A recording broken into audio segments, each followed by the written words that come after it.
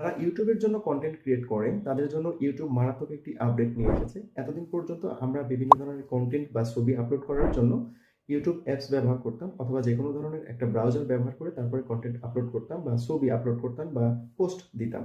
কিন্তু আপনি যদি চান এখন থেকে এগুলো ব্যবহার না করে কেবল ইউটিউবের যে ইউটিউব স্টুডিও মোবাইল অ্যাপ রয়েছে সেই অ্যাপের সাহায্যেই সবকিছু পোস্ট করতে পারবেন।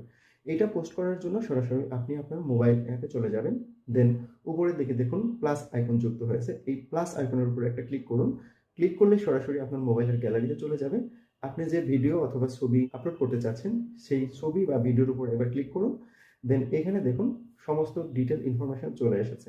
আপনার প্রয়োজনীয় তথ্যগুলো এখানে অবশ্যই দিবেন, যেমন টাইটেল, ডেসক্রিপশন, ট্যাগ, তারপরে প্রাইভেসি সবকিছু দিবেন। দেওয়ার পর জাস্ট আপলোডে ক্লিক করলেই কিন্তু ভিডিওটা এখান থেকে আপলোড হয়ে যাবে। সো আপনার পরিশ্রম কিন্তু কমে গেল অনেকটাই। ইউটিউবকে ধন্যবাদ এরকম সুন্দর একটা আপডেট দেওয়ার জন্য।